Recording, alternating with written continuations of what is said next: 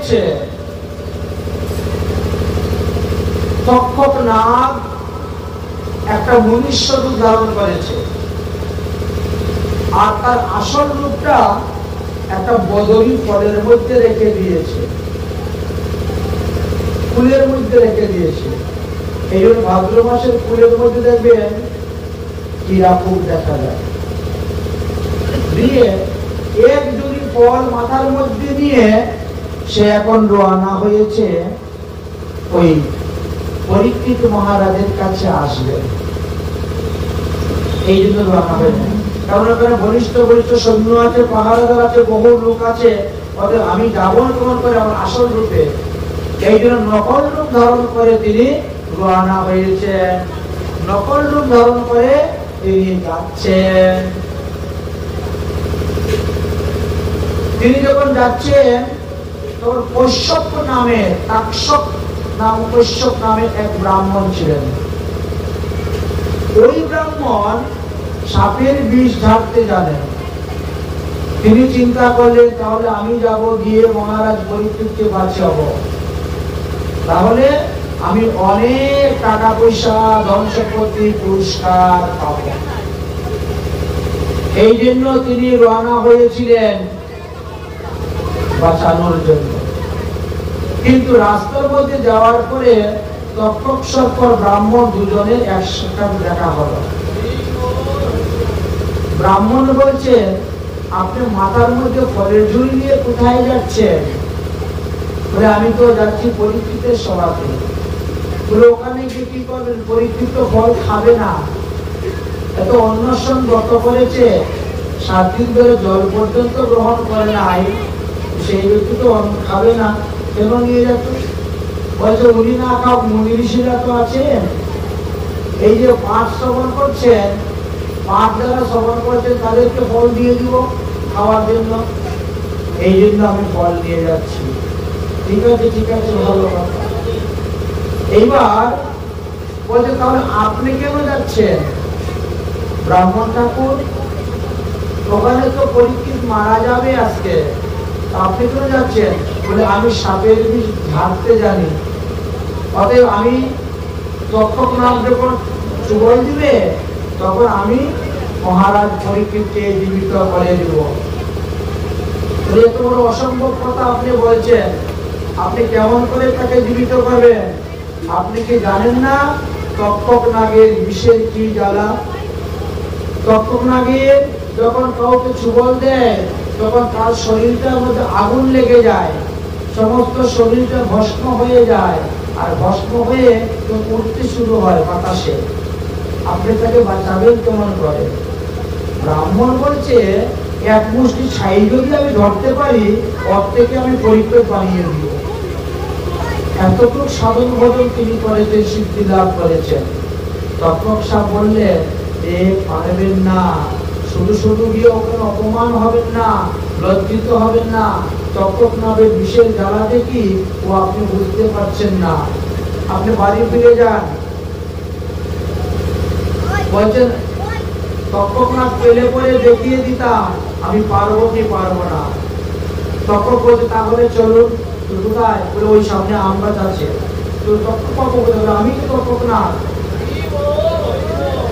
বলে, এই দেখো, এই দেখো গাছের মধ্যে পাখি আছে, গাছের পাতাগুলো সব সবুজ আছে, ঠিক আছে?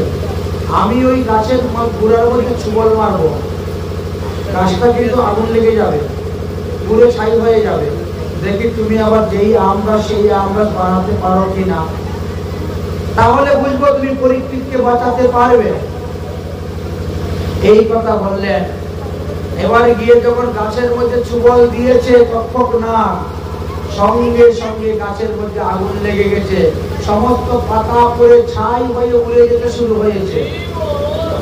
আর ওই কশ্যপ ব্রাহ্মণ এক মুষ্টি ছাই ধরে ফেললেন, ঘরে মন্ত্র বলে যে দিয়েছে, আবার সেই গাছ হয়ে গেছে। বলি, বাবা, আপনি পারবেন, বাঁচাতে পারবেন, কিন্তু বাঁচানোটা আপনার কর্তব্য নয়। আপনি একজন ব্রাহ্মণ হয়ে আরেকজন ব্রাহ্মণকে মর্যাদা করবেন, এটা হয় না।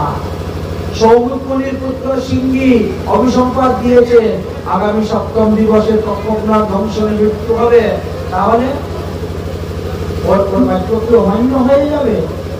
আপনি ধন সম্পত্তি লুট করছেন কেন? আমি আপনাকে এমন ধন সম্পত্তি দিব যে আপনার 14 পুরুষকে শেষ করতে পারবে না। এই কথা বলে তিনি বললেন যে আমি আপনাকে ধন সম্পত্তি দিব, আপনি চলে যান।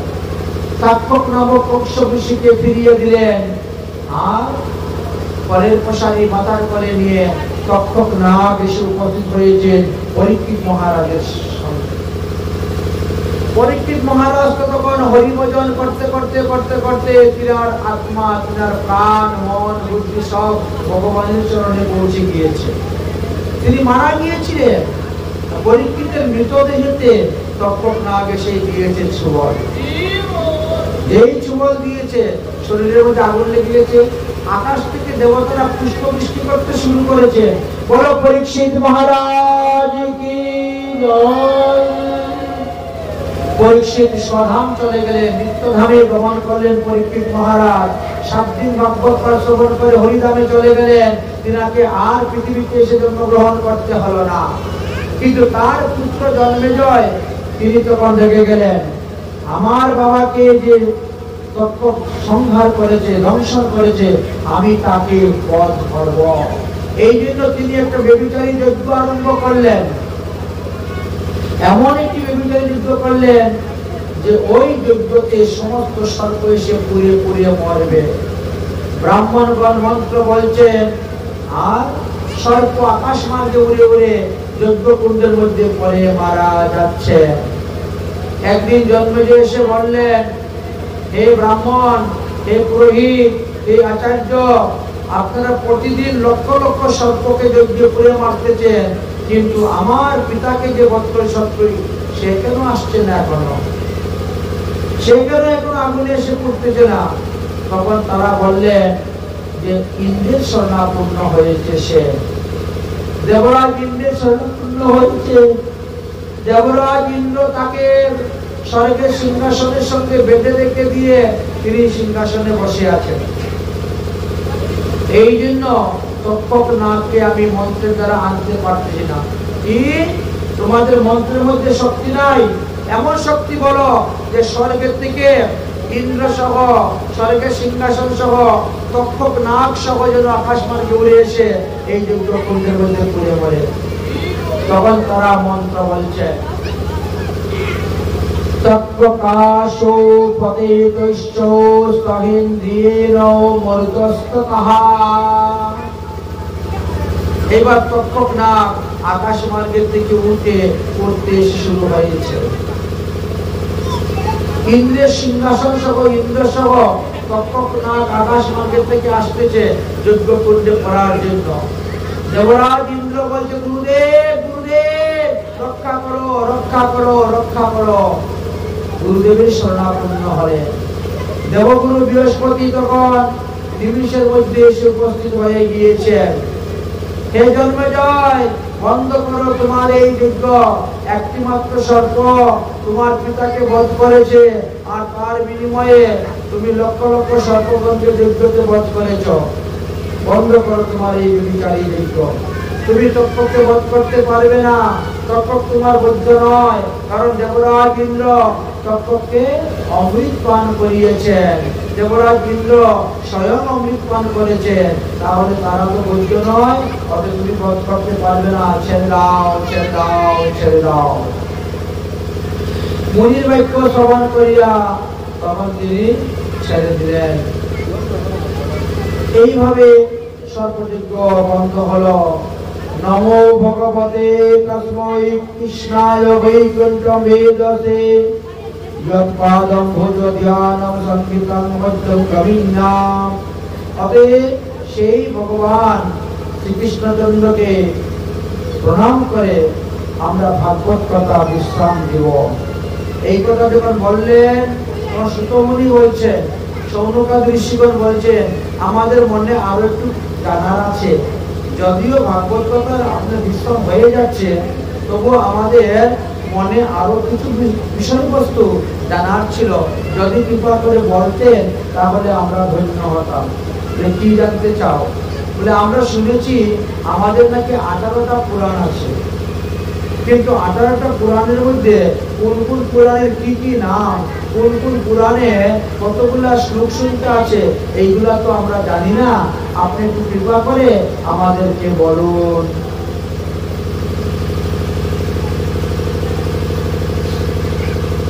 তখন সুতমুনি বললেন যে আমাদের 18টি পুরাণ যে আছে, এই 18টি পুরাণকে 3 ভাগে ভাগ করা হয়েছে।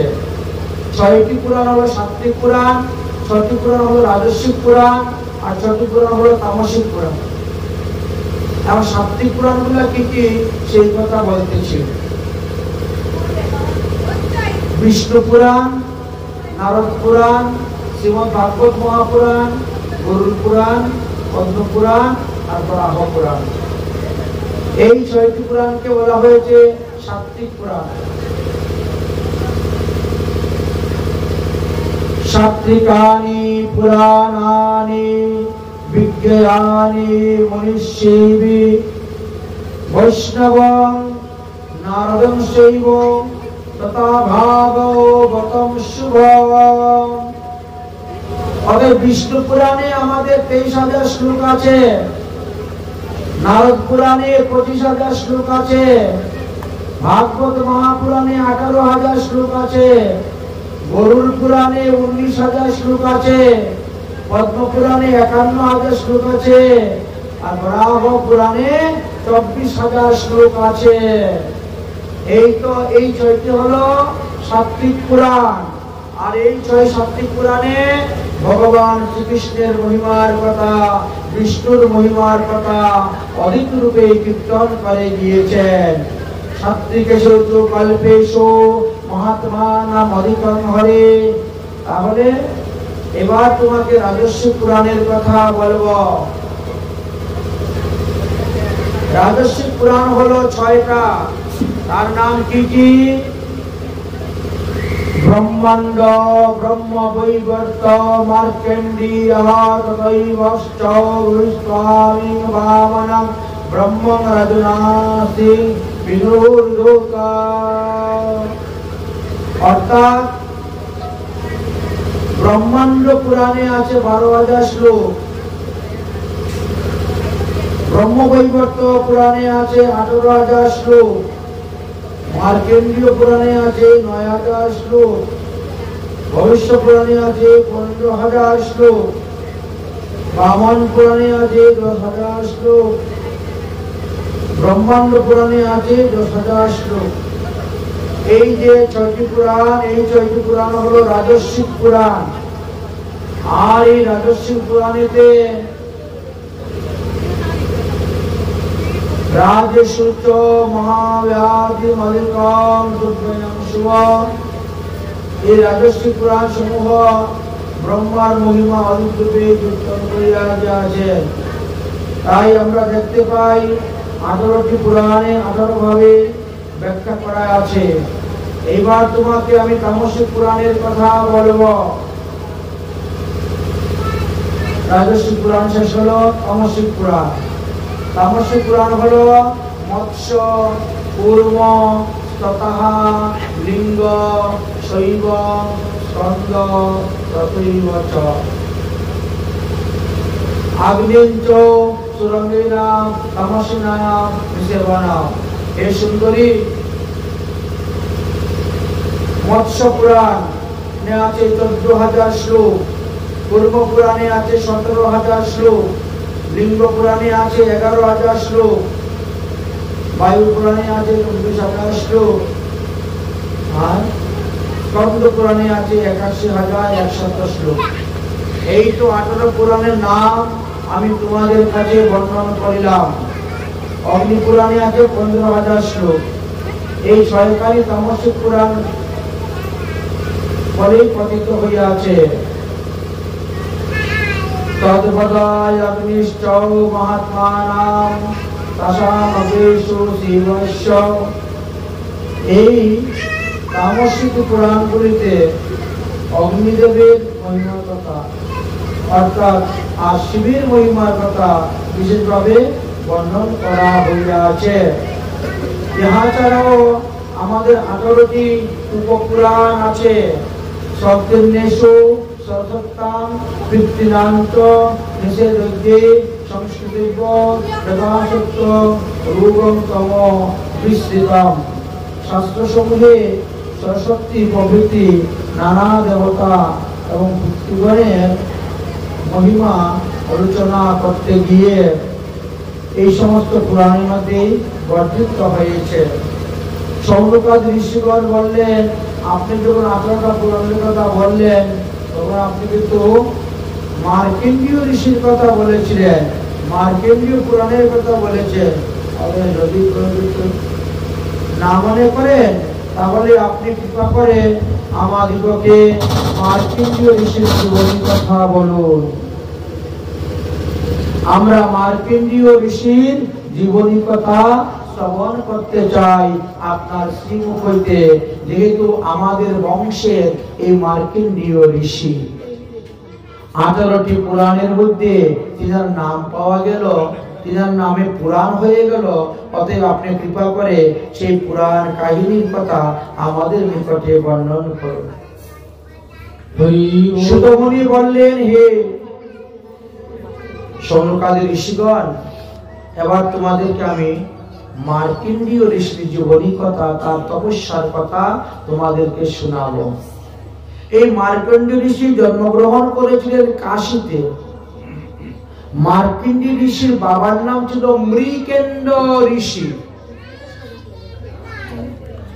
বিবাহিত জীবনে বহুদিন গত হয়ে গিয়েছে, তিনার কোনো সন্তানাদি উৎপন্ন হচ্ছে না। সন্তান প্রাপ্তির জন্য অনেক দেবদেবীর পূজা করেছেন, অনেক যাগযজ্ঞ করেছেন, জায়গা জমি সব বিক্রি করেছেন, কিন্তু কিছুতেই সন্তান তো আর হচ্ছে না। একদিন এক বৈষ্ণবের কাছে গিয়ে বসেছেন, বসে মনের দুঃখ প্রকাশ করে বলছেন।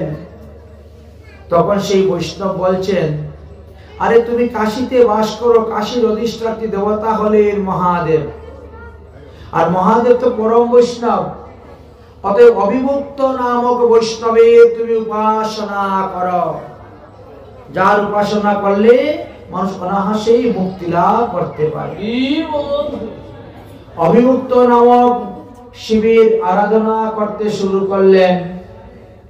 শিব তিনার আরাধনায় সন্তুষ্ট হয়ে আসলেন, এসে বলছেন, বলো তুমি কি চাও, কেন তুমি আমার তপস্যা করতেছ?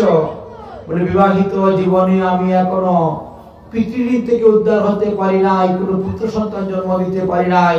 অতএব আপনি কৃপা করে আমাকে একটি পুত্র সন্তান দান করুন, এটাই আমার বর। মহাদেব বলছে, পুত্র সন্তান তো চাচ্ছ, তো কি রকম পুত্র সন্তান চাচ্ছ?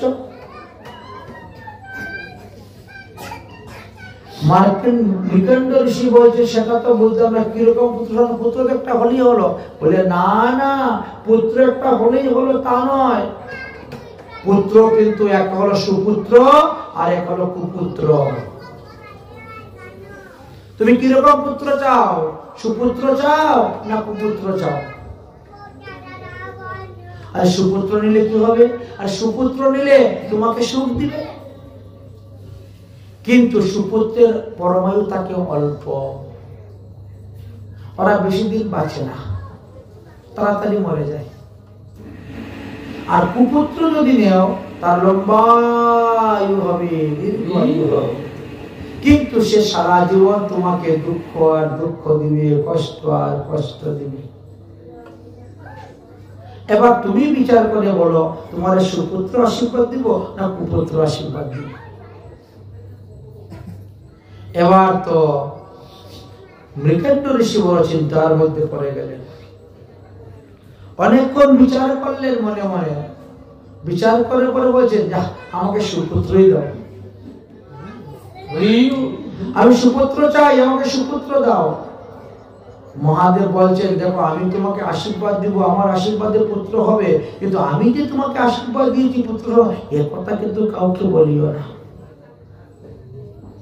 যেদিন তুমি বলবে যে মহাদেবের আশীর্বাদে আমার পুত্র হয়েছে, সেদিন কিন্তু তোমার মৃত্যু। এবার বলো, সুপুত্র চাই না কুপুত্র চাই? সুপুত্র চাই। ঠিক আছে, তথাস্তু, তোমার একটা সুপুত্র হইবে আর তার আয়ু থাকবে মাত্র 5 বছর। আচ্ছা বলেন তো, এমন আশীর্বাদ দিলেন ভগবান, 50 বছর দিলেন তাও তো হতো, 500 বছর বা নাইবা দিলেন। আর সত্য যুগের মানুষ তো 1 লক্ষ বছর বাঁচত। একজন লোকের পরমায়ু 1 লক্ষ বছর, চিন্তা করছেন? আর ভগবান এবার কি করলেন, সে বলছেন যাও তোমার সুপুত্র হবে, কিন্তু আয়ু তার 5 বছর। বলে মহাদেব চলে গেলেন। এইবার মহাদেবের আশীর্বাদে ওনার স্ত্রী গর্ভবতী হয়েছে। মনে কিন্তু এক ফোঁটা সুখ নেই, শান্তি নেই, কারণ আয়ুটা অতি অল্প। এই যে যাই হোক, যথাসময়ে পুত্র জন্ম হয়েছে, জাতকর্ম সংস্কার আদি করিয়েছেন, দান দক্ষিণা করেছেন, নামকরণ, চূড়াকরণ, উপনয়ন সংস্কার আদি যা যা করার সব কিছু করেছে। আর হাতে কালি দিন গুনতেছেন। ছেলের 1 বছর চলে গেল, আর তো ছেলে আমার 4 বছর বাঁচবে। ছেলে 2 বছর চলে গেল, আর তো ছেলে আমার 3 বছর বাঁচবে। তাই ছেলের বার্থডে আর তিনি করেন না। ছেলে কিন্তু ছেলের মতন ছেলে, সবাই খুব আনন্দ করে ছেলেকে পেয়ে, খুব খুশি, খুব সুখী সবাই। সুপুত্র তো সবাই পছন্দ। কিন্তু ইনি খালি দিন গুনতেছেন, হারে আর মাত্র 2 বছর বাকি আছে, তারপরে ছেলে মারা যাবে। আর মাত্র 1 বছর বাকি আছে, আহা কি করি উপায়, তারপরে ছেলে মারা যাবে। কোন বুদ্ধি খুঁজে পাচ্ছেন না, কি করবেন। আর তাই তখন তিনি ওই সাধুর কাছে গিয়েছেন। সাধু বাবা, তুমি যে বলেছিলে তপস্যা করার জন্য, সেই তপস্যার প্রভাবে আমি একটি পুত্র সন্তান পেয়েছি। তবে আমার ছেলের পরমায়ু হলো মাত্র 5 বছর, আর এই 5 বছর পূর্ণ হওয়ার মাত্র আর 1 বছর বাকি আছে। আচ্ছা তুমি বলো তো, মানুষের আয়ু যদি কম থাকে, তার আয়ু বৃদ্ধি করা যায় কিভাবে? আয়ু বৃদ্ধি কিভাবে করা যায়? তখন বললেন যে আয়ু বৃদ্ধির একটা উপায় আছে, সেটা হলো মধ্যমা আঙ্গুল দিয়ে তিলক করা। মধ্যমা আঙ্গুল দিয়ে যদি কেউ প্রতিদিন তিলক করেন, তাহলে তার আয়ু বৃদ্ধি হইবে। এই বৃদ্ধাঙ্গুল দিয়ে তিলক করলে পুষ্টি বৃদ্ধি হয়, শক্তি বৃদ্ধি হয়। এই তর্জনী আঙ্গুল দিয়ে তিলক করলে পরে মুক্তি লাভ পাওয়া যায়। মধ্যমা দিয়ে তিলক করলে আয়ু বৃদ্ধি হয়। আর এই অনামিকা দিয়ে তিলক করলে পরে ইষ্ট দেবের দর্শন লাভ করা যায়। এই জন্য শাস্ত্রে এই 4 আঙ্গুলের তিলকের মহিমার কথাই বলেছেন। কানি আঙ্গুলটা বাদে, এই কনিষ্ঠ আঙ্গুলটা বাদে বাকি 4 আঙ্গুল দিয়েই লোক তিলক করতে পারে। এইটা দিয়ে তিলক করলে কি হবে? শক্তি লাভ হইবে। এইটা দিয়ে তিলক করলে মুক্তি লাভ হইবে। এইটা দিয়ে তিলক করলে আয়ু বৃদ্ধি হইবে। আর এইটা দিয়ে তিলক করলে ইষ্ট দেবের দর্শন পাইবে ভগবানের। বুঝেছেন? অতএব তোমার ছেলেকে এখন এই আঙ্গুল দিয়ে তিলক করানো শুরু করো। আগে যদি জানতাম তাহলে তো এতদিনে অনেকটা আয়ু বেড়েই যেত। কিন্তু যে কোনো নিয়ম কিন্তু 12 বছর করতে হয়। 12 বছর করলে পরে সেই নিয়মে সিদ্ধি লাভ হয়। 12 বছর কোথায় পাবো? আমার ছেলের তো পরমায়ু আর আছে 1 বছর। তাহলে কি করা যায় এখন? তাহলে কি করা যায়? বললেন যে তাহলে কোনো সিদ্ধ মহাত্মার চরণ সেবা করতে ছেলেকে লাগিয়ে দাও। ওই সিদ্ধ মহাত্মা যখন তার সেবাতে সন্তুষ্ট হবে, আর সন্তুষ্ট হয়ে যখন আশীর্বাদ দিবেন, চিরঞ্জীবী ভব, হয়ে গেল। তার সিদ্ধ মহাত্মাদের আশীর্বাদ তো ভগবান ফেলতে পারবে না। ভগবান সর্বদা ভক্তের মর্যাদা রাখেন। অতএব কোন সিদ্ধ মহাত্মার চরণ সেবাতে লাগিয়ে দাও তোমার ছেলেকে। এখন তিনি বলছেন আমি তো জানি না সিদ্ধ মহাত্মা কোথায় আছে, আপনি বলুন। তখন তিনি বলছেন আমিও বাবা জানি না সিদ্ধ মহাত্মা কোথায় আছে। ব্রাহ্মণ বলছে তাহলে কি যারা কালা তিলক করে তারা কি সিদ্ধ মহাত্মা নাকি? কালো তিলক, কেউ কালো করে, কেউ সাদা করে, কেউ লাল করে, কেউ হলুদ করে। বলে না না, ওতে তুমি সিদ্ধ অসিদ্ধ বুঝতে পারবা না। দেখো এই 4 রঙের তিলকই করতে পারে। সাদা তিলক হলো মুক্তির জন্য, কালো তিলক হলো সুখ এবং শান্তির জন্য, হলুদ তিলক হলো সম্পত্তি লাভ করার জন্য, আর লাল তিলক হলো বশীভূত করার জন্য। এই জন্য 4 ধরনের রঙে দিয়েই তিলক করা যায়। 4 রকমের মাটি পাওয়া যায়, কিন্তু সাদা রজও পাওয়া যায়, কালো রজও পাওয়া যায়, লাল রজও পাওয়া যায়, হলুদ রজও পাওয়া যায়। তো যে যেরকম বস্তু লাভ করতে চায় সে সেই রকমের তিলক করে, যে যেরকম শক্তি লাভ করতে চায় সে সেই আঙ্গুল দিয়ে তিলক করে। তাহলে আমি বুঝবো কেমন করে কে সিদ্ধ মহাত্মা?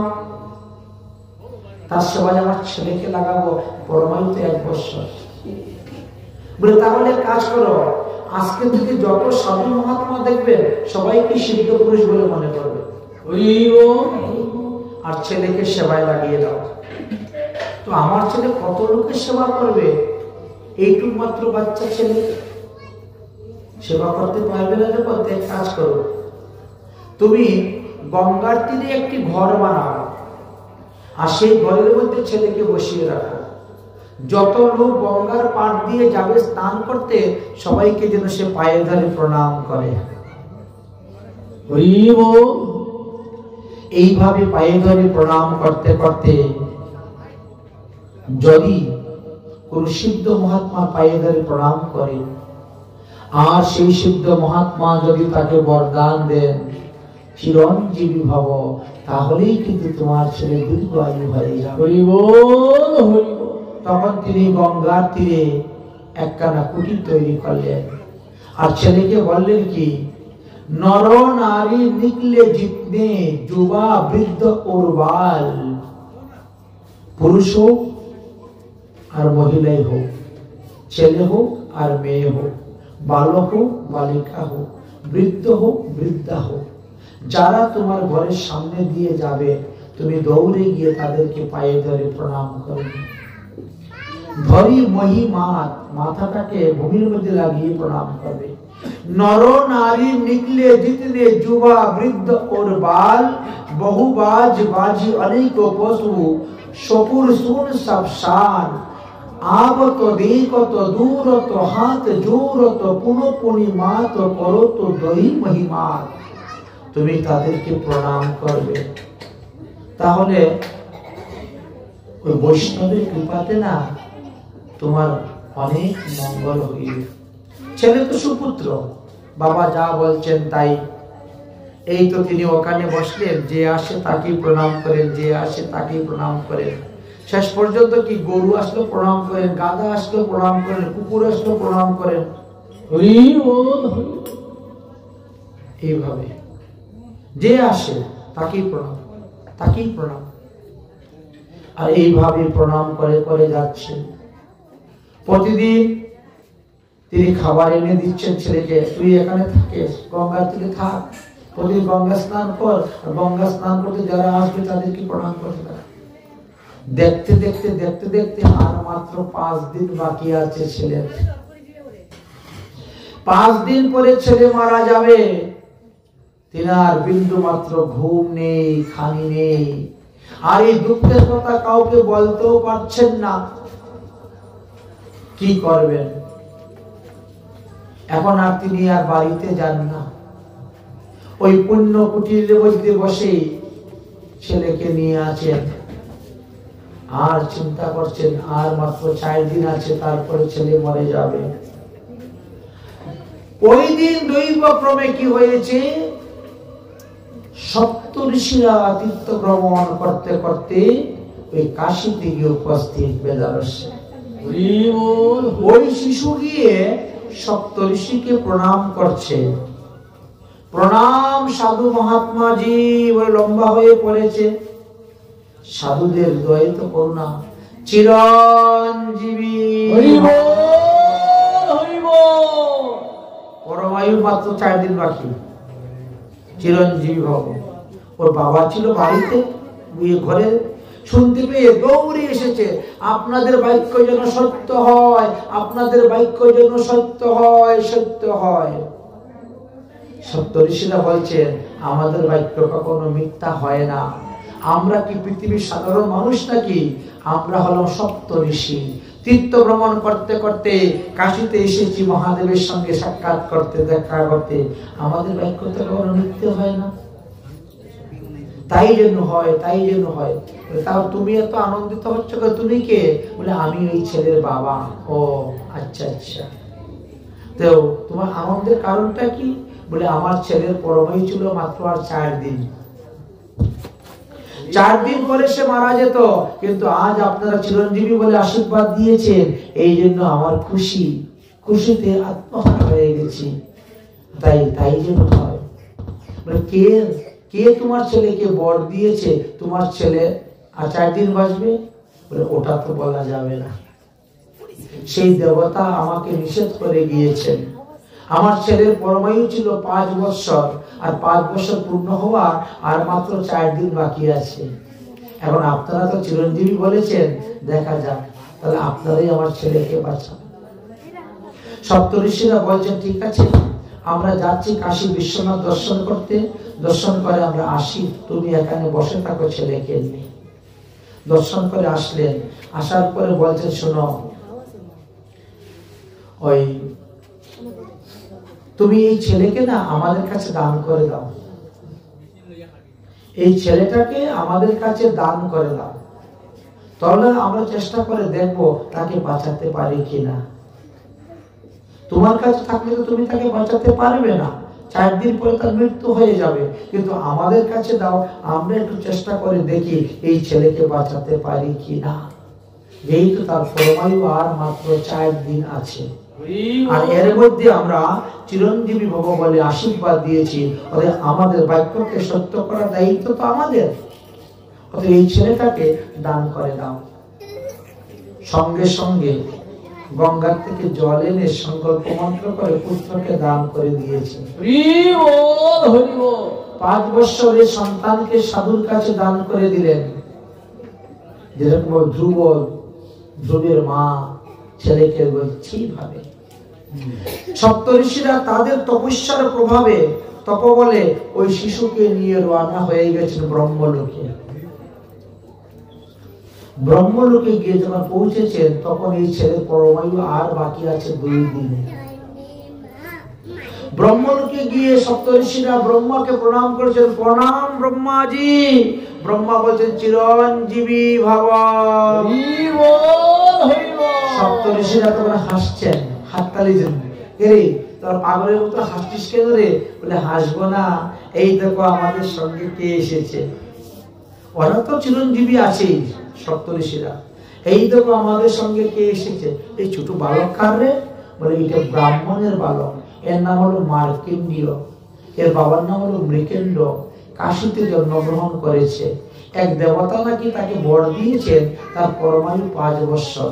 আচ্ছা ব্রহ্মাজি, আপনি তো সবার কপালে লিখেন, আপনার ছেলের কপালটা লিখে দেখেন তো সত্যি কি ওর আর 2 দিন বাকি আছে 5 বছর পূর্ণ হওয়া? ব্রহ্মা তখন এসেছে, এসে কপালটা ভালো করে তাকিয়ে দেখে সত্যিই তো, এ তো আমার হাতের লেখাই, আমি তো লিখেছি তার কপালে আর 2 দিন বাকি আছে 5 বছর পূর্ণ হওয়ার, 2 দিন পরে সে মরে যাবে। সপ্তঋষিরা বলছে ব্রহ্মাজি আপনিই তার কপালে 5 বছর পরমায়ু লেখছেন, আর ওটা হওয়ার আর 2 দিন বাকি আছে, আর আজকে আপনিই বলছেন চিরঞ্জীবী ভব। এখন আপনার লিখিত সংবিধানটা চলবে না মৌখিক সংবিধানটা চলবে, এখন আপনিই জানেন। আমরা কিন্তু বেঁচে গেলাম। আমরা এই ছেলেকে এই চিরঞ্জীবী ভব আশীর্বাদ দিয়ে বড় চিন্তার মধ্যে পড়ে গেছিলাম, কারণ আমরা তো তার কপালের লেখা বিচার করতে পারি না, একমাত্র আপনিই পারেন। এই জন্য আপনার কাছে নিয়ে আসলাম। আর সে যখন প্রণাম করলো, আপনিও বলছেন চিরঞ্জীবী ভব, এখন আপনি সামলান। ব্রহ্মা এখন বিপদের মধ্যে পড়ে গেছে। নিজের হাতে লিখে গেছি আমি যে 5 বছর উঠতে হলে মৃত্যু হবে, আর এখন আমি তাকে চিরঞ্জীবী বলতেছি, এখন কি করি উপায়? না হলে তো আমার বাক্য এখন মিথ্যা হয়ে যাবে। ব্রহ্মা তখন চিন্তার মধ্যে পড়ে গেছেন। সপ্তঋষিরা বলছেন, আচ্ছা ব্রহ্মাজি বলেন তো, এই বালককে কি আশীর্বাদ দিয়েছিল তার 5 বছর পরমায়ু? তো ব্রহ্মা বলছেন যে মহাদেব দিয়েছেন। তাই নাকি? তাহলে চলো সবাই মিলে মহাদেবের কাছে যাই, একটা উপায় তো করতে হবে, না হলে সবার নাক কাটা যাবে। বাক্য দিয়ে বাক্য রক্ষা করতে পারো নাই, কথা দিয়ে কথা রক্ষা করতে পারো নাই, নাক কাটা যাবে। অতএব চলো চলো চলো। ব্রহ্মা বলছেন তাহলে তোমরা শিশুটাকে নিয়ে যাও, আমি আসতেছি পিছনে। ব্রহ্মা হংস পৃষ্ঠে রওনা হবে, আর এরা কৈলাস পর্বতে গিয়েছেন। ব্রহ্মলোক থেকে কৈলাসে যখন গিয়েছেন, একদিন রাস্তায় চলে গেছে, ছেলের পরমায়ু রইল আর একদিন। ব্রহ্মলোক থেকে কৈলাসে গিয়ে উপস্থিত হয়েছেন মহাদেবের কাছে গিয়ে প্রণাম, প্রণাম দেবাদিদেব মহাদেব। তিনি দেখে সপ্তঋষিরা আসছে, চিরঞ্জীবী ভব। ব্রহ্মা পিছন থেকে এসে হাসছেন, হংস কৃষ্ণ থেকে তিনি আনন্দ পাচ্ছেন। একই ব্রহ্মাজি হংস কৃষ্ণ থেকে হাসছেন না? বলে হাসবো না, তুমি এই ছেলেকে 5 বছরের পরমায়ু দিলে, আর 5 বছর পূর্ণ হওয়ার একদিন মাত্র বাকি আছে, আর আজকে তুমিই বলো চিরঞ্জীবী ভব। এখন তোমার বাক্য তুমি সামলাও। মহাদেব তখন ছেলের কপালটা দেখে দেখে, সত্যি তো, আরে আমি তো তার বাবাকে আশীর্বাদ দিয়েছিলাম যে 5 বছর পরমায়ু ছেলে হবে, এবার কি হবে গতি? ব্রহ্মা বলছেন এবার আপনার বচন আপনি সামলান। আপনি 5 বছর পরমায়ু লিখেছিলেন, বলেছিলেন বলে আমি লিখেছিলাম, লিখে তো আমি বিপদে পড়ে গেছিলাম। এখন তো আর আমার দোষ নেই, এখন যা কিছু সামলাবার আপনি সামলাবেন, আমার কিছু আর নেই। আমি কিন্তু এখন নিউট্রাল হয়ে গেলাম, মুক্ত হয়ে গেলাম। আচ্ছা ঠিক আছে, যাও, চলে যাও, আমি এই বাচ্চাকে দেখে নিব। চলে গেছেন। মহাদেব তখন একে কৈলাস থেকে বের করে নিয়ে আসলেন। কৈলাস থেকে বের করে নিয়ে এসে একটি সুন্দর স্থানের মধ্যে বসালেন, আসন দিয়ে। এই শুন, এই আসনের মধ্যে তুই বসে থাক, আর বসে বসে হরিনাম জপ, ভগবানের নাম জপ কর, ভগবানের নাম জপ কর। আসন ছেড়ে কিন্তু উঠবি না। তোকে আসন থেকে তোলার জন্য কিন্তু ভূত আসবে, প্রেত আসবে, বাঘ আসবে, ভালুক আসবে, সিংহ আসবে, হাতি আসবে, কুকুর আসবে, সাপ আসবে, আগুনের লুক্কা আসবে। এগুলো হলো মায়া, তোমাকে ভয় দেখাতে আসবে। মা মানে না, বাস্তবে এরা কিচ্ছু নয়, কেউ নয়। কারণ আসন থেকে না উঠলে পরে জমে তোমাকে নিতে পারবে না। এই জন্য হলো আসন সিদ্ধি করে বসতে হয়। আমরা যখন পুজো করতে বসি তখন দেখেন না, ভূমি শুদ্ধ করে, আসন শুদ্ধ করে, তার উপরে বসতে হয়।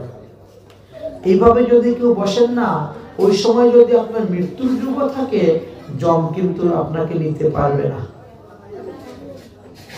নিতে পারবে না। এই জন্য বলছেন এইখানে বসে জপ করো। আর শুন, যতই ভয় দেখুক না কেন, আসন কিন্তু ত্যাগ করবে না।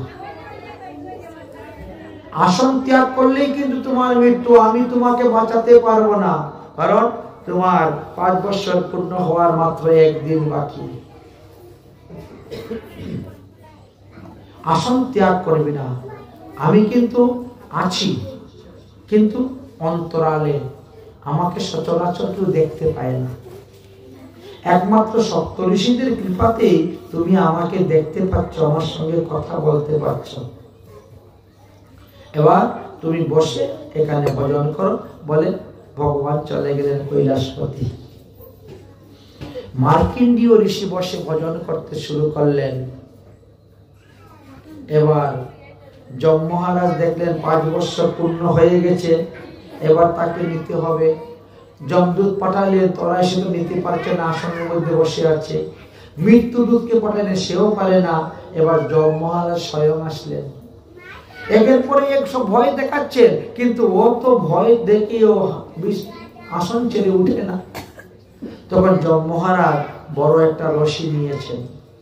রশি নিয়ে একটা ফান্দা তৈরি করেছেন, করে এরকম ঘুরিয়ে ঘুরিয়ে ঢিল মেরে ওর গলার মধ্যে ঢুকিয়ে দিয়েছেন ফান্দা। ওখান থেকে ধরে টান মারতেছেন, ওকে আসন থেকে নামিয়ে দিবেন। আসন থেকে না নামালে তাকে মারা যাবে না। আর তখন সে চিৎকার করে উঠছে, দেবাদিদেব মহাদেব মুঝে বাঁচালো। যেই বলছেন এমনি মহাদেব সে প্রকট হয়ে গেছে। দাঁড়াও যম মহারাজ, তুমি এই শিশুর গলার মধ্যে ফাঁসি দিয়ে টানতেছো কেন? বলে সে যে আসন সিদ্ধি করে বসে আছে, আসনের মধ্যে মারতে পারি না। আর তার পরমায়ু হলো মাত্র 5 বছর, আর আজকে তার 5 বছর পূর্ণ হয়ে গেছে, তাকে তো মারতে হবেই।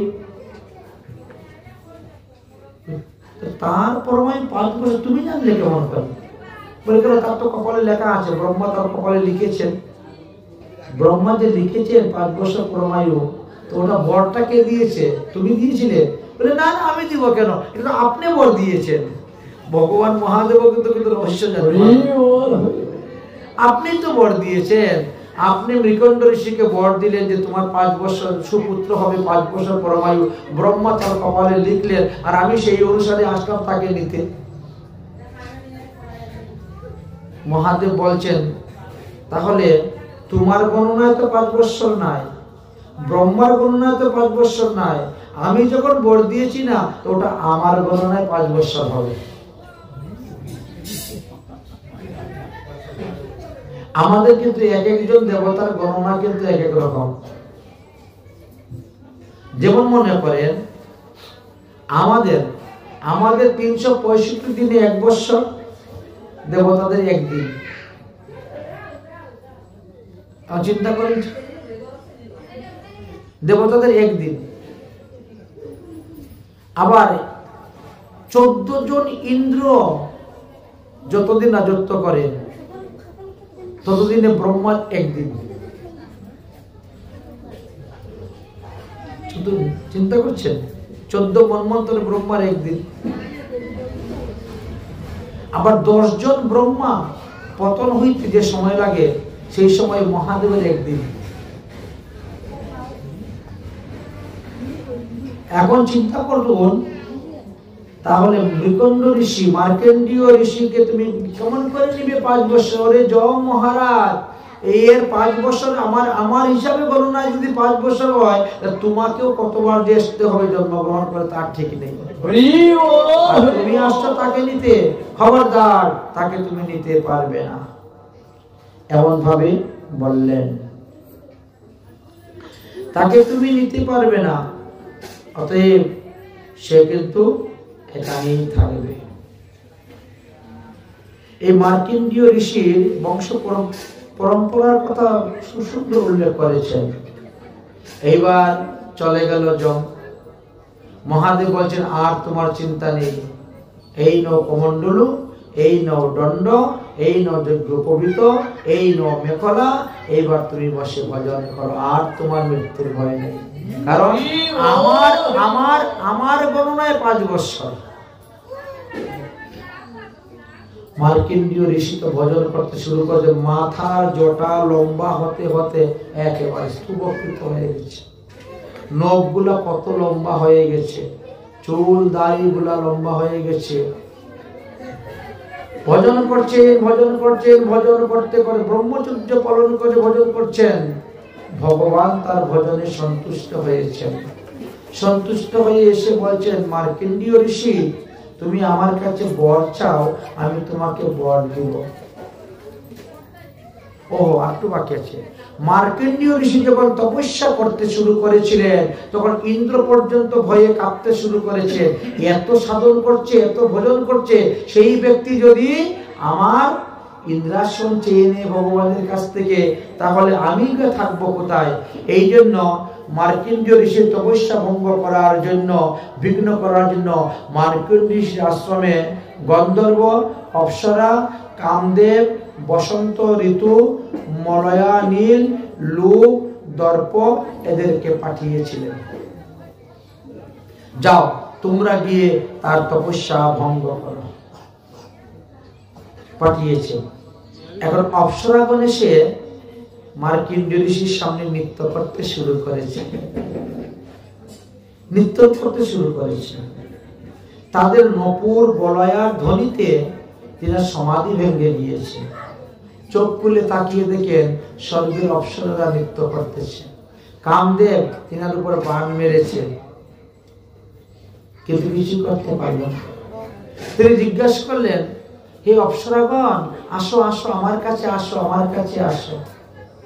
তোমরা কোথা থেকে এসেছো? স্বর্গ থেকে এসেছি। ও আচ্ছা আচ্ছা আচ্ছা, স্বর্গ থেকে এসেছো। তো কেন এসেছো তোমরা স্বর্গ থেকে? মহারাজ, আপনাকে আনন্দ দান দেওয়ার জন্য। তো আমাকে আনন্দ দান দিলে তোমাদের কি না? হ্যাঁ, আর কোনো জবাব নেই। আচ্ছা, স্বর্গেতে কি কি আছে?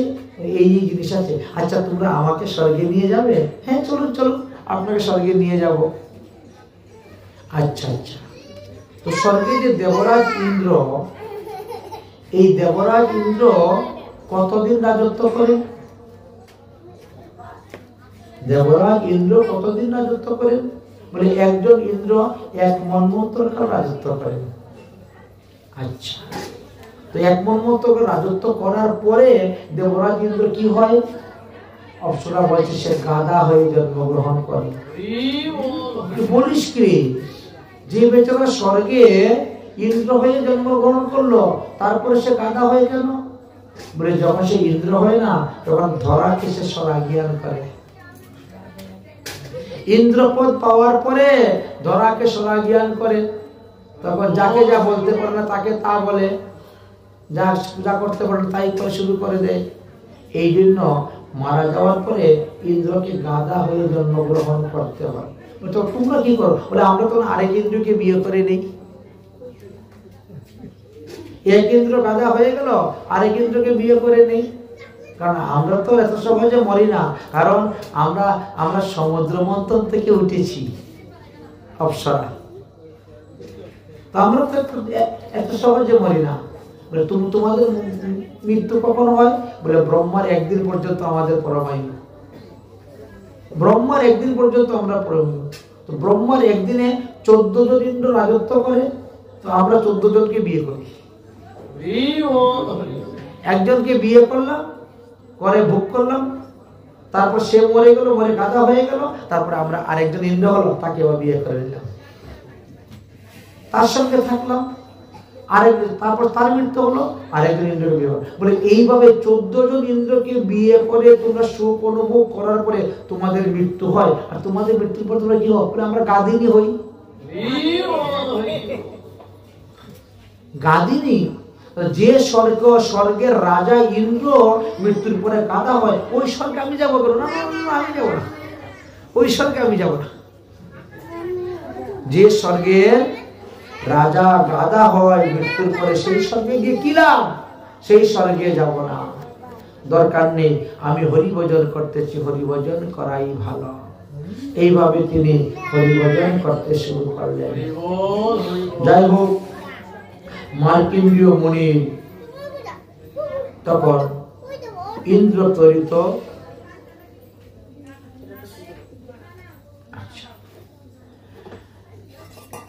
ইন্দ্র যখন দেখলো কিছু করতে পারে নাই, তারপরে ইন্দ্র এক বায়ুকে প্রেরণ করেছিলেন। সেই বায়ু দ্বারা তিনি আসন থেকে যেন বসে ভোজন করতে পারছেন না। এইভাবে ইন্দ্র একের পর এক অনেক উৎপাত করেছিল। অবশেষে ইন্দ্র কামদেবকে পাঠিয়েছিলেন, যে কামদেব তিনার 5 বাণ এই মার্কণ্ডেয় ঋষির উপরে মেরেছিলেন।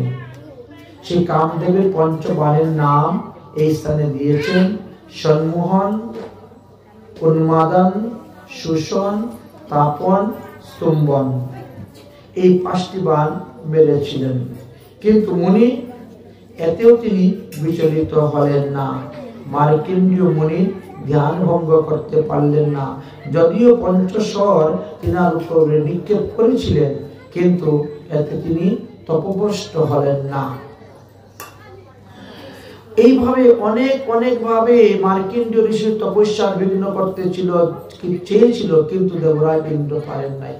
দেবরাজ ইন্দ্র দেখলেন কামদেবী সশূন্যে নিস্তেজ হয়ে গেল, পরাজিত হয়ে গেল, অপ্সরাগণ পরাজিত হয়ে গেল।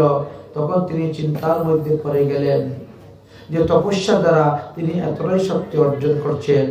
অতঃপর ইন্দ্র সেখান থেকে ভয়ে পালালেন।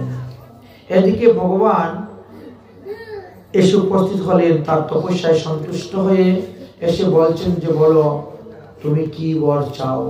তুমি এতদিন ধরে তপস্যা করছো, তোমার তপস্যাতে আমি সন্তুষ্ট হয়েছি, অতএব তুমি আমার নিকটে বর চাও। তখন মার্কণ্ডেয় ঋষি বললেন, প্রভু আমি যতদিন ধরে ভজন করতেছি ততদিনে নাকি পৃথিবী 7 বার সৃষ্টি হয়েছে আর পৃথিবী 7 বার প্রলয় হয়েছে, মানে 7 কল্প পরমায়ু হয়েছিল ভজন করতে করতে। তো পৃথিবী 7 বার সৃষ্টি হয়েছে, পৃথিবী 7 বার প্রলয় হয়েছে, কিন্তু আমি কিন্তু কিছুই বুঝতে পারি নাই, ধ্যানমগ্ন ছিলাম, এই জন্য বুঝতে পারি নাই। অতএব কৃপা করে আপনি আপনার সেই মায়াটা আমাকে দর্শন করান, কিভাবে সৃষ্টি হয় আর কিভাবে প্রলয় হয়, আমি এইটা দেখতে পাই। ভগবান বলছেন তথাস্তু, তাই হইবে। আজকে থেকে মুষলধারে বৃষ্টি শুরু হইবে, 7 দিন পর্যন্ত মুষলধারে বৃষ্টি হইবে, সমস্ত পৃথিবী জলমগ্ন হয়ে যাবে। আর এটা কি বলা হয়? আমার প্রলয়। এবার তুমি দেখতে থাকো, ব্রহ্মার দিনেতে সৃষ্টি, রাত্রিতে প্রলয়, তুমি দেখো। এখন ভগবান চলে গেলেন, মুষলধারে বৃষ্টি শুরু হলো। মার্কণ্ডেয় ঋষি দেখলেন 7 দিনের মধ্যে এমন ভাবে বৃষ্টি ঝড় হচ্ছে যাতে সমস্ত পৃথিবীর গাছপালা সব জলের নিচে মগ্ন হয়ে গেছে। এই পৃথিবীতে তিনি ছাড়া দ্বিতীয় আর কোনো প্রাণী নাই, শুধু খালি জল আর জল, জল আর জল। সমস্ত বিশ্ব ব্রহ্মাণ্ড একটা প্রকাণ্ড বড় সাগর হয়ে আছে, আর কিছুই নেই। তিনি তারা সেই মাথার জটার ভার দিয়ে ওর মধ্যে বসে তিনি আছেন, বায়ুর দ্বারা পড়ে যাচ্ছে, আবার উঠতেছে, জ্বর সর্দি কত রোগ সুখ ভুগতেছেন, দিনের পর দিন, মাসের পর মাস, বছরের পর বছর, যুগের পর যুগ চলে যাচ্ছে, আর তিনি এই কষ্ট সহ্য করতেছেন। কেনই বা ভগবানের কাছে তার মায়াটা দেখতে চাইলাম। এইভাবে চলতে চলতে হঠাৎ দেখেন একটা অনতি দূরে বট গাছ দেখা যাচ্ছে, আর এই ওই স্থানটা মনে হয় পৃথিবীর সব থেকে উচ্চ স্থান। তাহলে আমি যাব। এবার এতদিন ধরে জলের মধ্যে পড়ে আছি, এবার বট গাছের মধ্যে উঠে গিয়ে একটু বিশ্রাম করব, বসবো। বট গাছের পাশে যখন গিয়েছেন, তখন বট গাছের পাতার মাঝে দেখেন একটা শিশু শয়ন করে আছে। এত বড় আশ্চর্য! এই শিশুর মা বাবা মনে হয় জলে ডুবে মরে গিয়েছে, মনে হয় বাচ্চাটাকে গাছের ডালের মধ্যে রেখেছিল, আর যে পাশ পরিবর্তন করতেছে দেখো পাতার মধ্যে এসে গেছে। এখন আরেকবার যদি পাশ পরিবর্তন করে তাহলে তো এই বাচ্চাটা জলের মধ্যে পড়ে যাবে, ডুবে মরে যাবে। এই সন্তানের আর কেউ নেই, সুতরাং আমি তার মা, আমি তার বাবা, অতএব আমি তাকে রক্ষা করব, এই বালকটাকে কোলে নিব, কারণ এই পৃথিবীতে একমাত্র আমি আছি, আর কেউ নেই। আর তাই তিনি বালকের কাছে গিয়েছেন বালকটাকে কুলে নিতে। বালকটার মুখের দিকে তাকিয়ে দেখতেছেন বালকটাকে কুলে নিবেন, আর ওই বালক তখন সজোরে একটা শ্বাস টান দিয়েছে। সজোরে যখন শ্বাস টান দিয়েছে, তিনি তখন ওই বালকের নাকের দিকে ঢুকে গেছে। বালকের নাকের দিকে ঢুকে গিয়ে বালকের পেটের মধ্যে পড়েছেন। আর যেই বালকের পেটের মধ্যে গিয়ে পড়েছেন, তখন দেখেন তিনি আরেক ব্রহ্মাণ্ডের মধ্যে গিয়ে পড়ে গেছেন। হাজার হাজার লোকজন, হাজার হাজার দোকানপাট, বাড়ি ঘর, দোকান, সব কিছু। আরে এদিকে এই কোন শিশু, যে শিশুর পেটের ভিতরে এত বড় ব্রহ্মাণ্ড, লক্ষ লক্ষ লোক বাস করতেছে, বাড়িঘর, ওই ব্রহ্মাণ্ড পতন হয়ে গেল, নষ্ট হয়ে গেল, জলে ডুবে গেল, আর এই ব্রহ্মাণ্ডকে সৃষ্টি লীলা চলতেছে। সৃষ্টিলীলা ওই ব্রহ্মাণ্ডে চলছে, খুব আনন্দ। কত বড় বড় মঠ মন্দির, কত মহাত্মা, কত বাড়ি ঘর দর্শন করে খুব মনের আনন্দে ঘুরছেন। কয়েক মাস এখানে ঘোরাঘুরি করতেছেন, বুঝেছেন? আনন্দে আনন্দ। আরেকটা ব্রহ্মাণ্ডে এসে পৌঁছে গেছি। কিছুক্ষণ পরে ওই শিশু আবার শ্বাস ফেলেছে, আবার নাক দিয়ে বেরিয়ে আবার জলের মধ্যে পড়ে গেছে। এই জলের মধ্যে পড়ে গেছেন। সর্বনাশ, এ তো আবার প্রলয় বাড়িতে পড়ে গেল। তাহলে এই যে সৃষ্টি, এই যে প্রলয়, এই যে সৃষ্টি, এই যে প্রলয়, এইভাবে ভগবান 7 বার তাকে টেনে নিয়েছেন ওই ব্রহ্মাণ্ডে, আবার 7 বার এনে ফেলেছেন এই ব্রহ্মাণ্ডে। ফেলে দেখালেন যে দেখো আমি সৃষ্টি লীলা কিভাবে করি আর প্রলয় লীলা কিভাবে করি। এই হলো সেই মার্কণ্ডেয় ঋষি। এইবার মার্কণ্ডেয় ঋষিকে দর্শন করার জন্য মহাদেব স্বয়ং গেলেন, পার্বতী দেবী গেলেন, তাদেরকেও দণ্ডবত প্রণাম আদি করলেন, অসত্য সমস্ত করলেন। এইভাবে ভগবান মার্কণ্ডেয় ঋষিকে কৃপা করেছিলেন। এবার বলো তুমি আর কি শ্রবণ করতে চাও? তখন শৌনক ঋষি বললেন যে ভগবানের অঙ্গ, উপাঙ্গ, আয়ুধ, এর রহস্য এবং সূর্যের শ্রেণীবিভাগ বিনস্য আমি শ্রবণ করতে চাই, আপনি কৃপা করে আমার নিকটে বর্ণন করুন। তখন ভগবানের এক একটি আয়ুধ সম্পর্কে আলোচনা করতে শুরু করলেন। এইভাবে হরিকথা বলতে বলতে বলতে বলতে এবার বিষ্ণুর শ্রেণীবিভাগ সম্পর্কে যখন আলোচনা করলেন, তখন দ্বাদশ সূর্যের কথা আলোচনা করলেন। বললেন যে প্রথমেই হলেন অর্জমা, ধাতা।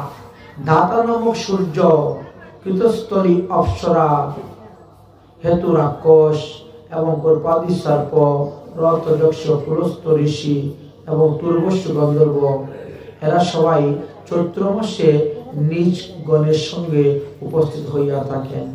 অর্জমা নামক যে সূর্য আছেন তিনি বৈশাখ মাসে উপস্থিত হন। মিত্র নামক সূর্য তিনি জ্যৈষ্ঠ মাসে আসেন। আর বরুণ নামক সূর্য আষাঢ় মাসে। শ্রাবণ মাসে আসেন ইন্দ্র নামক সূর্য। ভাদ্র মাসে আসেন বৈবস্বর নামক সূর্য। এইভাবে সূর্যদেবের শ্রেণীবিভাগের কথা আলোচনা করেছেন। আলোচনা করার পরে বললেন এখন আমি তোমাদেরকে বলবো সংক্ষিপ্ত আকারে কোন কোন দিন আমরা কি কি ভাগবত কথা আলোচনা করেছিলাম। এই বিষয় নিয়ে এখন কিছু তত্ত্ব কথা আলোচনা করবেন।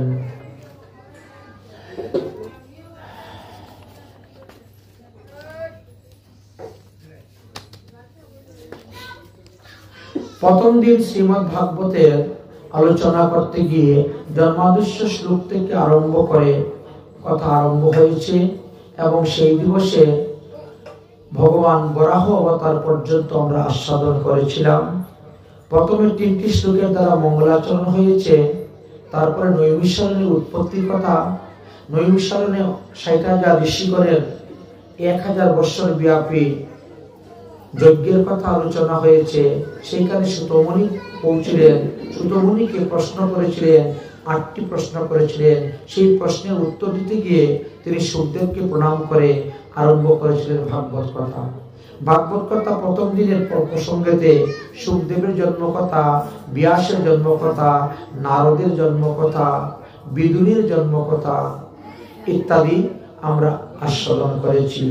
এমনকি ব্রহ্মার জন্ম কথা, ভগবানের 24 অবতারের কথা, ব্রহ্মা সৃষ্টি কার্যের কথা, পৃথিবী উদ্ধারের কথা, বরাহ অবতারের কথা আমরা প্রথম দিবসের পাঠে আস্বাদন করেছি। দ্বিতীয় দিবসের পাঠ যখন আরম্ভ হয়েছে তখন স্বয়ম্ভু মনু, শতরূপা তারা কিভাবে বরাহ ভগবানের কাছ থেকে ভূমি লাভ করলেন এবং স্বামী স্ত্রী বিবাহের মাধ্যমে সন্তান উৎপাদন করতে আরম্ভ করলেন। আকুতির বংশ, অসুতির বংশ, দেবহূতির বংশের কথা আস্বাদন করেছি। তার উত্থানপদ রাজার বংশ, প্রিয়ব্রত রাজার বংশের কথা আমরা শ্রবণ করেছি। প্রিয়ব্রতের রাজার বংশে ভরত জন্মগ্রহণ করেছিলেন। ঋষভদেবের পুত্র ভরত থেকে ভারতবর্ষ নাম হয়েছে এবং তিনি 3 জন্মে ভগবান পদপদ্ম লাভ করেছিলেন। সেই ভরত চরিত্র পর্যন্ত দ্বিতীয় দিন আমরা আস্বাদন করেছি।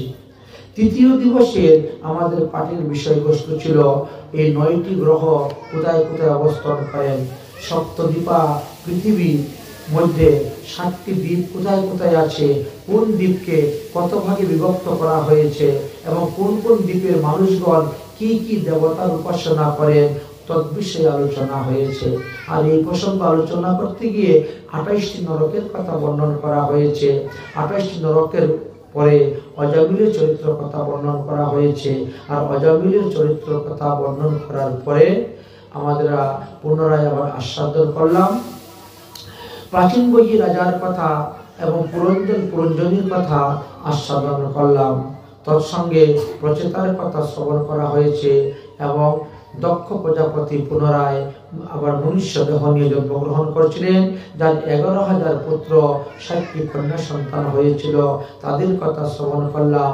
আর অবশেষে আমরা হিরণ্যকশিপু দৈত্যের কথা শ্রবণ করলাম, আর ভগবান নৃসিংহদেবের কথা শ্রবণ করলাম, প্রহ্লাদ চরিত্রের কথা শ্রবণ করে আমরা তৃতীয় দিবসের পাঠ বিশ্রাম দিয়েছিলাম।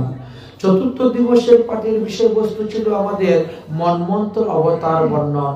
এই 14টি মন্বন্তর তো 14 মন্বন্তরে ভগবান কোন কোন রূপে অবতীর্ণ হয়েছিলেন, আর এই বিষয়ে আলোচনা করতে গিয়ে আমরা যজ্ঞপুরুষ ভগবানের কথা বিস্তারিত বর্ণন করেছি, গজকুমিরের যুদ্ধের কথা বিস্তারিত বর্ণন করেছি এবং এই যে সমুদ্র মন্থনের কথা আলোচনা করতে গিয়ে ভগবান যে 4 বার অবতীর্ণ হয়েছেন সেই বিষয় নিয়ে আলোচনা হয়েছে। তারপরে ষষ্ঠ মন্বন্তরে ভগবান মৎস্য অবতার নিয়ে অবতীর্ণ হয়েছিলেন। সপ্তম মন্বন্তরে এই যে আমাদের বর্তমান মন্বন্তর চলতেছে, এই সপ্তম মন্বন্তরের প্রথম সত্যযুগে ভগবান বামনদেব রূপে জন্মগ্রহণ করেছিলেন, এই কথা আমরা আস্বাদন করেছি। আর বামন অবতার করে বলি রাজাকে ছলনা করে তার কাছ থেকে রাজ্য এনে মন্ত্রদেবক নামক ইন্দ্রকে দান করেছিলেন, সেই কথা আমরা আস্বাদন করেছি। আর তারপরে আমরা ভগবান রামচন্দ্রের সূর্যবংশের কথা শ্রবণ করেছি। আর সূর্যবংশের কথা শ্রবণ করার পর চন্দ্রবংশের কথা আসলো। চন্দ্রবংশের কথায় ক্রমানুসারে আমরা ভগবান শ্রীকৃষ্ণের জন্মলীলা এবং নন্দ উৎসব পর্যন্ত চতুর্থ দিবসের পাঠের বিষয়বস্তু আমরা আস্বাদন করেছি। পঞ্চম দিবসে যখন আমাদের পাঠ শুরু হয়েছে তখন পুতনারাক্ষসনী বধ থেকে শুরু হয়েছে এবং সেখান থেকে আরম্ভ করে আমরা শকটাসুর বধ, ধনুকাসুর বধ, কালিয়নাগ দমন, বকাসুর বধ, অগাসুর বধ, বৎসাসুর বধ, ধনুকাসুর বধ, অরিষ্টাসুর বধ, প্রলম্ব অসুর বধ, ভৌমাসুর বধ, শঙ্খচূড় বধ, কেশীদৈত্য বধ ইত্যাদি কথা আলোচনা করেছি। ভগবান শ্রীকৃষ্ণ গিরিরাজ গোবর্ধন ধারণ করেছেন। তারপরে আমরা ভগবানের রাসলীলার কথা শ্রবণ করলাম, ঝুলন লীলার কথা শ্রবণ করলাম, হোলি লীলার কথা শ্রবণ করলাম। এইভাবে ভগবানের 11 বছর 7 মাস 3 দিন পর্যন্ত বৃন্দাবন লীলার কথা আস্বাদন করেছি। তারপরে তিনি মথুরায় আসেন, কংসকে বধ করেন, কুব্জাকে উদ্ধার করেন, তারপর উদ্ধবকে ব্রজেতে প্রেরণ করেন। উদ্ধব সংবাদ আমরা আস্বাদন করেছি। ভ্রমর গীত আমরা আস্বাদন করেছি। 17 বার ভগবান জরাসন্ধের সঙ্গে যুদ্ধ করলেন, তারপরে তিনি দ্বারকায় গেলেন এবং রুক্মিণীকে বিবাহ করলেন, এই পর্যন্ত আমরা আস্বাদন করেছি। তারপরে পরের দিন ষষ্ঠ দিবসে রুক্মিণীর গর্ভ থেকে যে সন্তানগুলা জন্মগ্রহণ করলো তাদের চরিত্র সুধা আমরা আস্বাদন করলাম। ভগবান শ্রীকৃষ্ণ সত্যভামা, জাম্বুবতী, নাগনাজিতা আদি 16,108টা বিবাহ করলেন, 1,61,080টি পুত্র সন্তান জন্ম দিলেন, এই কথা আমরা আস্বাদন করেছি। তারপরে প্রদ্যুম্নের কথা আস্বাদন করেছি, বাণাসুরের কথা আস্বাদন করেছি। তারপরে আমরা সুদামা চরিত্রের কথা বিস্তারিতভাবে আমরা আস্বাদন করতে পেরেছি। এইভাবে ষষ্ঠ দিনের পাঠ আমরা বিশ্রাম দিয়েছিলাম। আর আজকে সপ্তম দিবসে আমরা নবযুগেন্দ্র সংবাদ, 24 গুরু সংবাদ আর উদ্ধবকে ভগবান শ্রীকৃষ্ণ যে ভাগবত সংবাদ দিলেন, এইভাবে আমরা সপ্তম দিবসের পাঠ পর্যন্ত আমাদের আস্বাদন করা হয়েছে। আজ এখন আমরা এই ভাগবতের বিশ্রাম দিব, তারপরে আমরা ভাগবতের পূজা করব। যারা যারা ফুল তুলসী নিয়ে আসছেন সবাই তৈরি হয়ে যান ভাগবত পূজার জন্য। পূজার পরে আরতি হবে, আর আরতির পরে লীলা কীর্তন হবে। আজকের এই লীলা কীর্তন হবে নিদুবনে কৃষ্ণকালী। আর এই লীলা কীর্তন পরিবেশন করবেন এই গোপালাকার যে বাবাজি আছেন আমাদের রাধাপুরের গোপালাকার বাবাজি, দীনদয়াল দাস বাবাজি, উনি কিন্তু এই লীলা পরিবেশন করবেন। অতএব আপনারা বসবেন, শ্রবণ করবেন। এবং ভাগবতের একটা নিয়ম আছে, ভাগবত পাঠ সমাপ্ত হওয়ার সময় একটা শ্লোক 3 বার পাঠ করতে হয়। অতএব আপনারা সবাই আমার সঙ্গে কিন্তু এই শ্লোক 3টা উচ্চারণ করবেন, তবেই আমরা ভাগবতের বিশ্রাম দিব।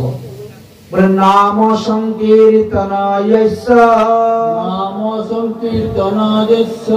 সর্ব পাপ প্রণাশন প্রণামো দুঃখ শমনাস্ত্বং নমামি হরিপরা নাম সংকীর্তনায়স্য সর্ব পাপ প্রণাশন প্রণামো দুঃখ শমনাস্ত্বং নমামি হরিপরা নাম সংকীর্তনায়স্য সর্ব পাপ প্রণাশন প্রণামো দুঃখ শমনাস্ত্বং নমামি হরিপরা। इति श्रीमद्भागवत महापुराणे वैश्वासिकायाम् अष्टादशसहस्रशतकं परमहंस्यां संगीतं द्वादशस्कन्ध সম্পূর্ণম। 18,000 শ্লোকের এই শ্রীমদ্ভাগবত মহাপুরাণ আমরা এখানেই বিশ্রাম দিলাম।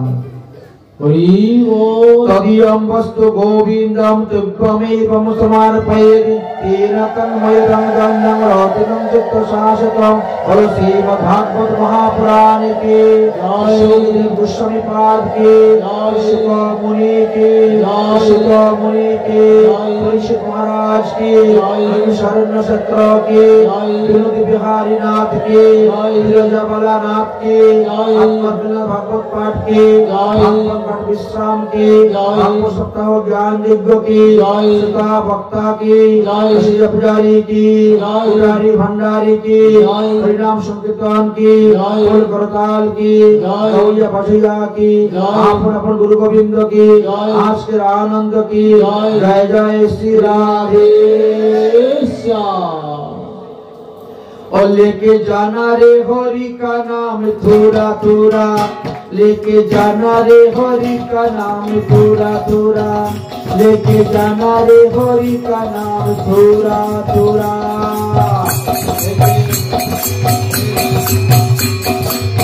और लेके जाना रे हरि का नाम थोड़ा थोड़ा, लेके जाना रे हरि का नाम थोड़ा थोड़ा।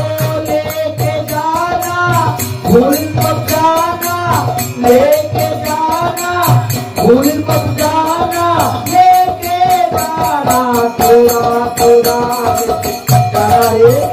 लेके जाना रे हरि का नाम थोड़ा थोड़ा, लेके जाना रे हरि का नाम थोड़ा थोड़ा, लेके जाना रे हरि का नाम थोड़ा थोड़ा। সবকিছু কিন্তু উঠে ঝাড়া মেরে ফেলে দিয়ে যাবেন না, কিছুটা সঙ্গে করে নিয়ে যাবেন। এই যে আগে ভাগবত পূজা নিয়ে আসো, ভাগবত পূজার জিনিস নিয়ে আসেন। আপনারা সবাই তৈরি হয়ে যান। যারা যারা ফুল তুলসী নিয়ে আসছেন বা ফল নিয়ে আসছেন সবাই তৈরি হয়ে যান।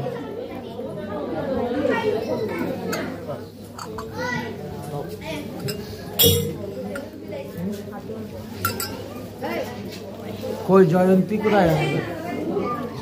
কি গো ওই দিতা। আচ্ছা ফল ফল পরে দিবা, হাতে আগে ফুল নাও। ও জয়ন্তী কোথায়?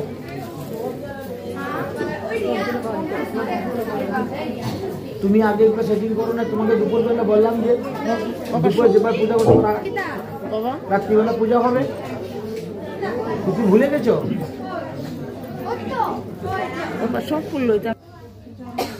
সবাই জল ওই ঘটের উপরে দিয়ে দেন। এই যে যার যেখানে আছে সবগুলো ঘট আছে, ঘটের উপরে জল দিয়ে দেন।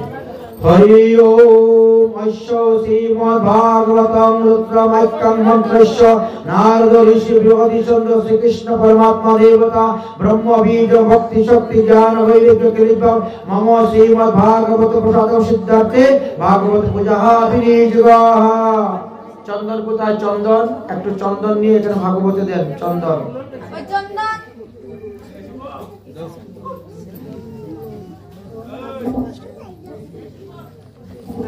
এই নেন, তোমার কাছে দিয়ে দিলাম ভাগবত।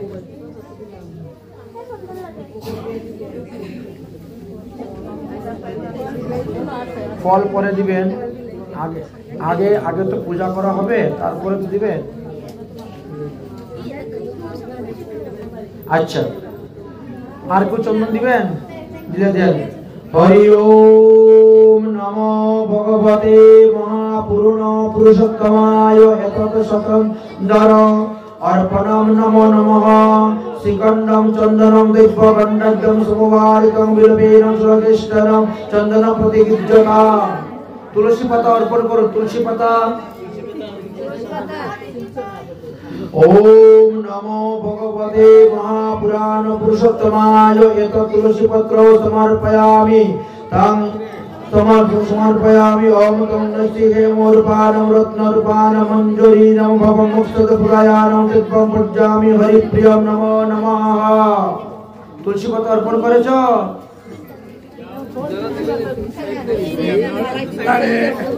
আচ্ছা, এবার ফুল নেন, এবার ফুল দেন। ओम श्रीमद्भागवतं नमात्मकमुर्भिरं श्रीभागवतं यते गन्धपुष्पे नमः महापुराण पुरुषोत्तमाय नमो नमः। ফুল, এবার ফুলের মালা দেন। একটা ফুলের মালা নিয়ে আসুন।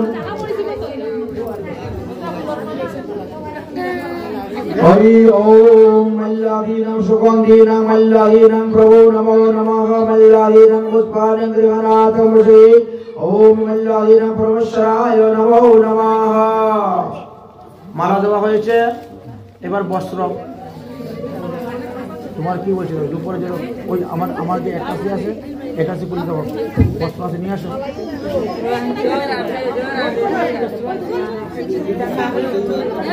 আচ্ছা, যদি তোমাদের মধ্যে কেউ বস্ত্র এনে থাকে সেটা দিয়ে দেওয়া হবে।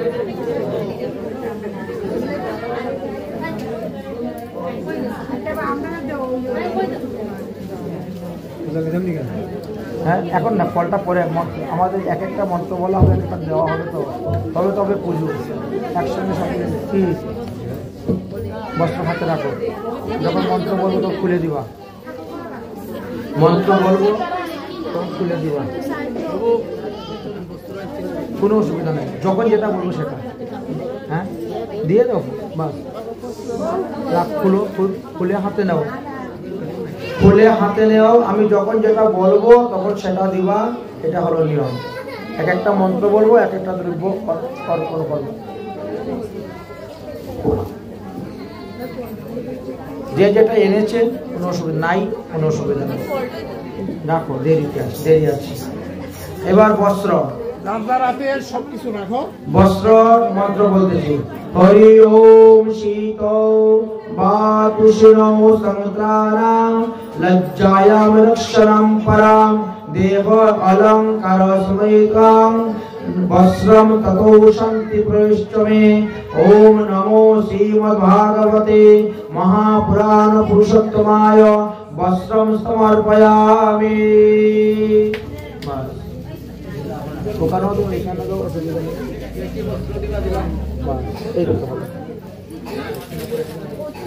আচ্ছা, বস্ত্র হয়ে গেছে, ভাগবতের দাও। আচ্ছা, ওম উপবস্ত্র প্রচ্ছামি দেবানাং পরমাত্মানাম উদ্যম সুম্মপিতাং দেবং প্রসিদ্ধং পরমেশ্বর এতৎ উত্তরীয়ং বস্ত্রং সমর্পয়ামি ভগবত নামাম্ন স্বরূপায় শ্রী ভগবতে নমো নমঃ। এই একটা পৈতা নিয়ে আসো, পৈতা। ওই যে আমার বিছনার উপরে দেখো পৈতা আছে। এইবার ফল মিষ্টি হবে। এই পয়সাটা নেও না। যাচ্ছে যাচ্ছে, এদেরকে বলেছিলাম কিন্তু ওরা ভুলে গেছে।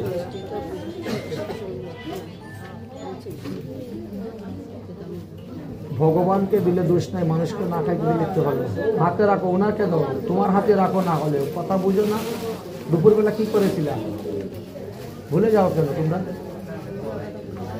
যজ্ঞ পবিত্র নবমী সুতমাতন্তম যুক্তম ত্রিগুণম দেবতাময় উপবিতং ময়া দৈত্যং গৃহাণ পরমেশ্বর ইদং যজ্ঞ পবিত্রম সমর্পয়ামি। ওম নমো ভগবতে মহাপুরাণ পুরুষোত্তমায় নমঃ। এবার আর খবর না, যজ্ঞ পবিত্র। কি বুঝেছো? এইবার ফল দান। ইদং ফলং ময়া দেবং স্থাপিতং পুরবস্তবং তেন মে সফলং বাপ্রিতং ভবেত জন্মানি জন্মানি। এতদ নৈবেদ্যং সমর্পয়ামি অখণ্ড ঋতুফলং সমর্পয়ামি। ওম নমো ভগবতে মহাপুরাণ পুরুষোত্তমায় নমঃ। এইবার দেন ঋতুফল, বসাই দেন মধ্যে। এই তো ওইদিকে আসো, তাড়াহুড়ার কিছুই নাই। এবার হলো পান সুপারি, সবগুলো দিয়ে দিব। এবার হলো পান সুপারি, তারপরে দক্ষিণা, তারপরে পুষ্পাঞ্জলি। বসিয়ে দাও। মানে আর থাক, মিষ্টি থাকতে থাকলে বলে থাক। আচ্ছা এবার পান সুপারি, পান সুপারি। একটা বলটা আছে না, একটা শাড়ি দিলে শুরু করতে পারে সিস্টেম নিয়ে আসো, নিয়ে আসো, একটা চারি নিয়ে আসো, একটা চারি নিয়ে আসো। সবটি না ভাই এখানে দিলাম, গড়ে নিয়ে রেখে দিই। দেন এই তো আমানি হয়ে যাব, সঙ্গে সঙ্গে সঙ্গে সঙ্গে আমানি করে সবাইকে দিতে হবে। তো পান সুপারি নিয়েছো? ওম ফগি পালং মহিদেবং নাগবল্লরি সংযুক্তম এলাচি লবঙ্গ সংযুক্তম তাম্বুলং প্রতিগৃহ্যতাম। ইদং লবঙ্গ এলাচি সংযুক্তম ফগি পালং পান তাম্বুলং সমর্পয়ামি। ওম নমো ভগবতে মহাপুরাণ পুরুষোত্তমায় নমঃ। আচ্ছা এবার হলো দক্ষিণা। আপনারা যারা যারা এনেছেন যে দক্ষিণা দিবেন। আচ্ছা ফল কিছু নিয়ে নাও।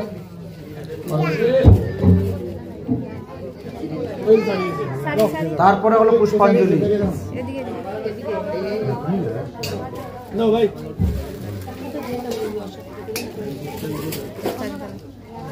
আমি তো পুষ্পাঞ্জলি বলি নাই, ফুল দিয়ে পূজা করা হয়েছে। আচ্ছা ঠিক আছে। আচ্ছা ওই ভাগবতী শব্দ হবে। আচ্ছা এবার ওম দক্ষিণা প্রেম সহিত যথাশক্তি সমর্পিতা অনন্ত ফলদানেন গৃহাণাম পরমেশ্বর অনেন দ্রব্য সহিত দক্ষিণা সমর্পয়ামি। ওম নমো ভগবতে মহাপুরাণ পুরুষোত্তমায় নমো নমঃ। এবার দুই হাত জোর করুন, বলে ওম ভদ্রং কর্ণেভি সিন্নুতাম দেবাঃ ভদ্রং পুষ্টঃ অক্ষিভি যত্রস্ত্বা স্ত্রীরঙ্গি তুষ্টবানং সন্তুবেন বেশগং রোহিতি দধাম্যং নমো নমঃ। হরি ওম।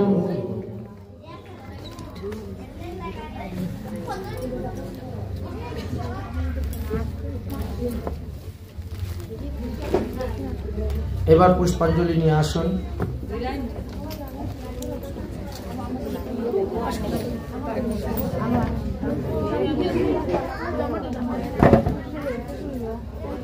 ফলগুলো আমানি করাও, সবাইকে প্রসাদ দিতে হবে। তো নাই ओम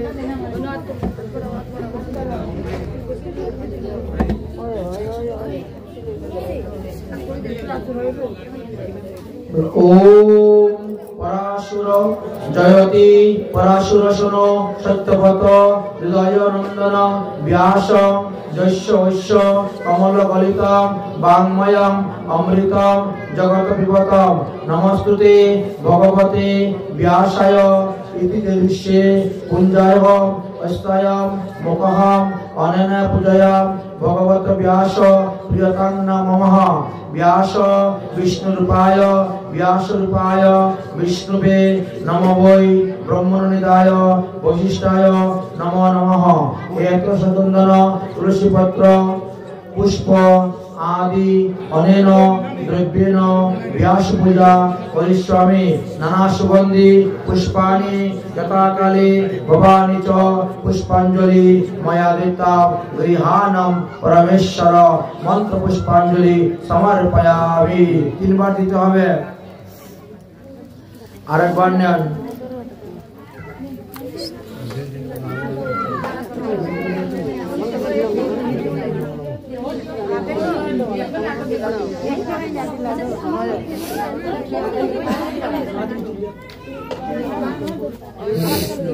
जम प्रजन्ते मनोवेते पेते कृतं वैपायहनं विहर कातुर हाजो हाव पुत्रेति तन्मया तया तरगण विदंश तं सर्वभूतय हृदय मुनिमानतमस्मिन् अनय पूजया भगवत भक्ता व्यास नंदन सुखदेवाय नमो नमः। सुरस भयस किशोर मूर्ति श्याम वर्ण दिगंबर व्यास नंदन सुखमुनि चरणे कोटि कोटि करुतु प्रणाम। एतत् सचंदन पुष्पादि अनेन द्रव्येन सुख पूजा करिष्यामि। सुख रूप प्रबुद्धायां सर्वशास्त्र विशारदां एतत् कथा प्रकाशायां मद्ज्ञानां विनाशायां श्री शुकमुनि नमो नमः।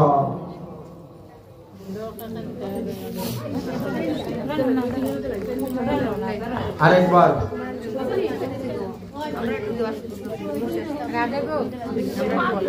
হরি ওম শ্রবন্তিকা বকুল চম্পক পটলাব্জে পুনাগ জাতি কবরীর রসাল পুষ্পে বিল্ল প্রবাল তুলসী দল মঞ্জুরিবে স্তম পূজয়ামি জগদীশ মে প্রসীদঃ। हरि ओम यशोदानंदनाय विद्महे वासुदेवाय धीमहि तन्नो कृष्ण प्रचोदयात्।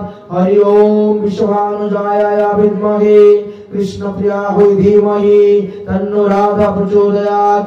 हरि ओम नारायणाय विद्महे वासुदेवाय धीमहि तन्नो विष्णु प्रचोदयात्। हरि ओम महालक्ष्मी च विद्महे विष्णुपत्नीश्च धीमहि तन्नो लक्ष्मी प्रचोदयात्। हरि ओम एकदन्ताश्च विद्महे वक्रतुण्डाय धीमहि तन्नो दन्ती प्रचोदयात्। हरि ओम तत्पुरुषाय विद्महे सहस्रकृताय च धीमहि तन्नो सूर्य प्रचोदयात्। एत सचंदन तुलसी पत्र पुष्पांजलि ओम नमो महाभागवते महापुराण पुरुषोत्तमाय नमो नमः। नाना सुगंधि पुष्पाणि यथा काले भवानि च पुष्पांजलि मया दत्तं गृहाणं परमेश्वर ओम मंत्र पुष्पांजलि समर्पयामि नमो नमः। দিয়ে দাও এইবার ভাগবতের আরতি তৈরি করুন। সবাই ভক্তি করে দেন, সবাই ভক্তি করে দেন। भागवते आरती करुन। श्रीमद् भागवत भगवान की है आरती पापियों को